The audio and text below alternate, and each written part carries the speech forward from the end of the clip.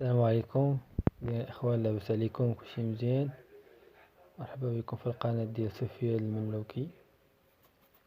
نتمنى اللي شاف هذا الفيديو يدخل يدير لنا ابوني ويفعل الجرس. ان شاء الله اليوم غنشوفوا الطريقه كيفاش نسجلوا في التسجيل الاجباري. اول حاجه القناه هي هذه، يعني اللي دخل شاف الفيديو عجبو ولا ما عجبوش المهم يساهم معنا. بالنسبه للتسجيل الاجباري ديال هذا العام، السن الناس اللي بغاو يدفعوا ضروري خص يكون السن ديالهم كيتراوح ما بين 19 عام و 25 عام، يعني اللي في العمر ديالو 25 عام لا يحاول يدفع اصلا، لان اصلا السيستيم ما غاديش يدوز ليه السيستيم.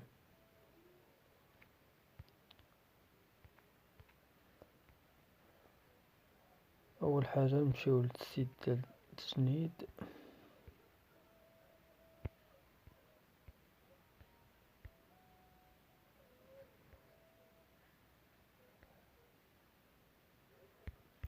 تنديرو التجنيد طلع اوتوماتيك.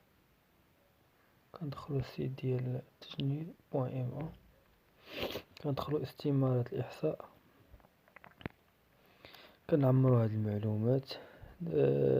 نمرة لاكارت ناسيونال، رقم الإحصاء ماشي بالضروري نكتبوه، اسم العائلي، اسم الشخصي، الاسم الشخصي للأب، اسم الشخصي للأم، تاريخ ازدياد، تاريخ نهاية الصلاحية ديال لاكارت ناسيونال.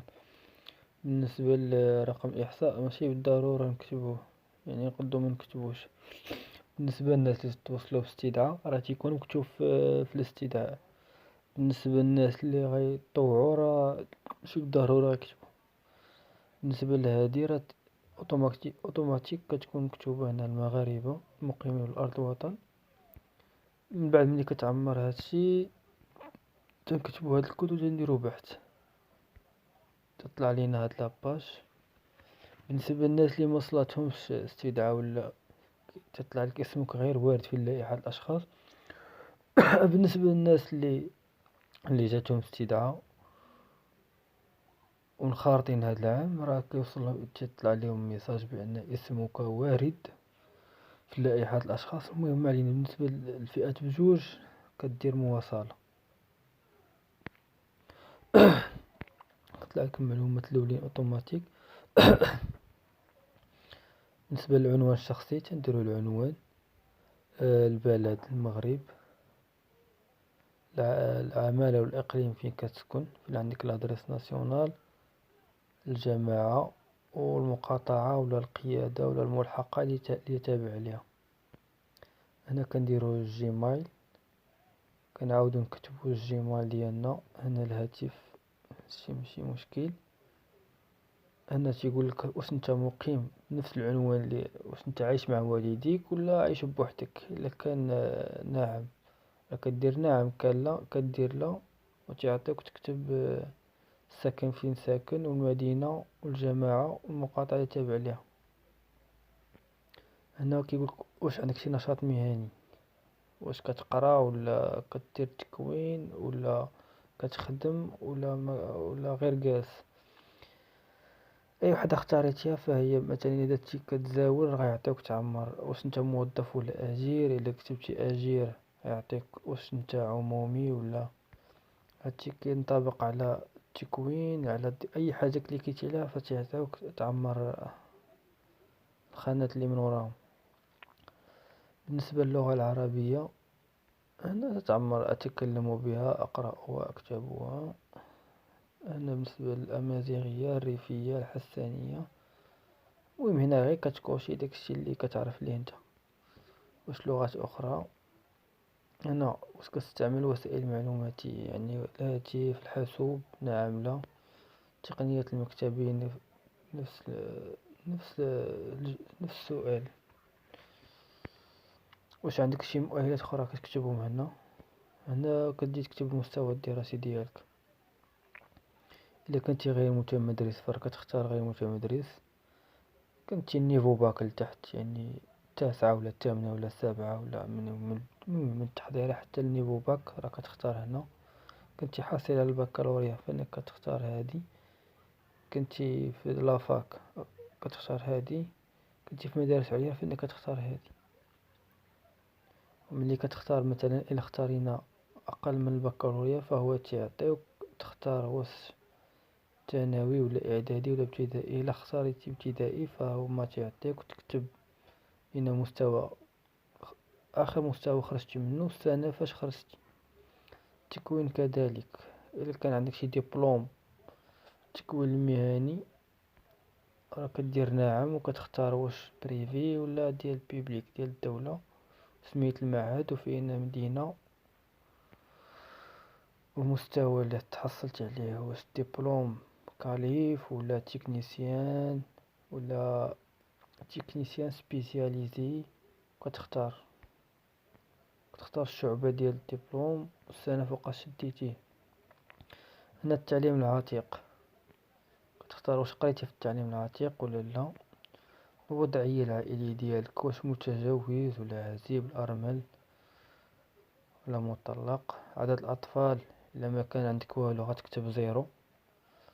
هنا تيقولك واش عندك شي أخت أو لا أخ ديجا في الخدمة العسكرية، يعني في التجنيد ماشي يكون عسكري. راه كاين فرق ما بين التجنيد الإجباري ولا الناس اللي ديجا دخلوا بلي كونكور. هنا نفس كيقولك واش عندك شي أخ ولا أخت تم الاستدعاء ديالهم في نفس العام، يعني غتكتب هنا نعم أو لا. لا كيقولك واش كتوفر على البيرمي نعم أو لا. واش عندك ربان طائرة نعم أو لا.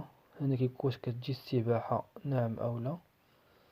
فالدفاع عن النفس واش عندك شي حزام في شي رياضة قتالية. هنا تدير أنشطة رياضية أخرى إلا كان عندك مع شي هوايات أخرى تكتبهم هنا. من بعد كتكتب هاد الكود وكدير تسجيل استمارة الإحصاء. إلا تنكليكيو هنا كيطلع لينا واحد الكود كنسجلوه. داك الكود تحتاجوه من بعد إلا بغينا نشوفو الدوسي ديالنا فين وصل من بعد ونرجعو ليها. كتعطينا واحد الكود تنديرو موافقة. ملي كنديرو موافقة تطلع لينا هاد لاباج. هنا كنديرو تحميل وصل من استمارة الإحصاء وصافي وتنخرج الرسي وتنخليوه عندنا. هادشي بالنسبة لطريقة التسجيل.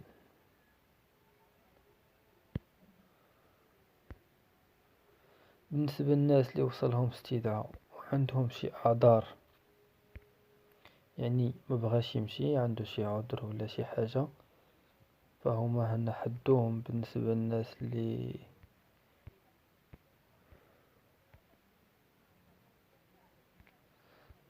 بغاو يتعفاو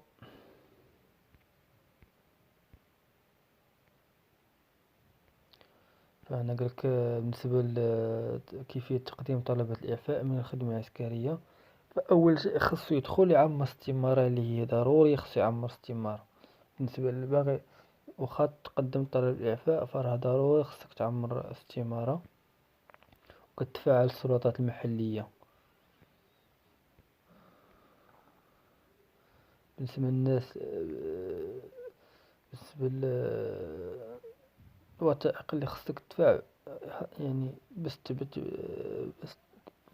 بالنسبة للإعفاء فراه خصك يكون عندك شي عجز بدني أو صحي، ولا أنت معيل لشي أسرة يعني أنت اللي كتصرف على شي أسرة، ولا كتقرا متابع دراسة، ولا عندك أخ ولا أخت اللي كتتعمر في الاستمارة يعني عيطوا عليكم بجوج في نفس الوقت الخدمة العسكرية. بالنسبة للطلب راه تيكون هنا في هاد السيت ديالهم.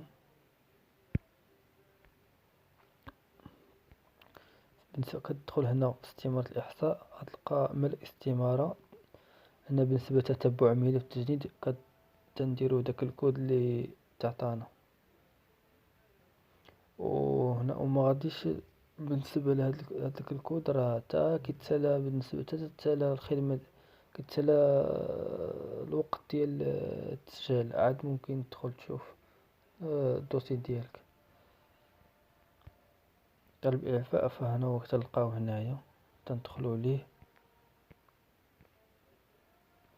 كنكليكيو على نموذج طلب إعفاء، تحميل.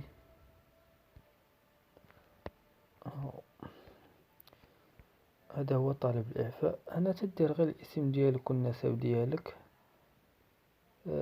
رقم بطاقة الوطنية، رقم إحصاء تيكون في الاستدعاء اللي كيعطيها لك المقدم. هنا كتكوشي واش بغيتي إعفاء مؤقت ولا إعفاء نهائي، المهم كتختار وحدة فيهم. هنا تيقول لك بالنسبة للإعفاء الأسباب ديال الإعفاء، كتكتبها هنايا، وهنا كتكتب الوثائق اللي غتدفعهم مع الطلب. يعني اللي كنتي مثلا هنا سبب الإعفاء هو عجز صحي، فأنا كدير الوثائق طبية ولا معيل ديال الأسرة ولا شي حاجة، فأنا كتكتب الوثائق اللي غديهم. هادشي اللي كاين بالنسبة للشرح ديال اليوم. نتمنى تكونوا توفقنا، وما تنساوش ديروا ابوني وتبارطاج، وشكرا.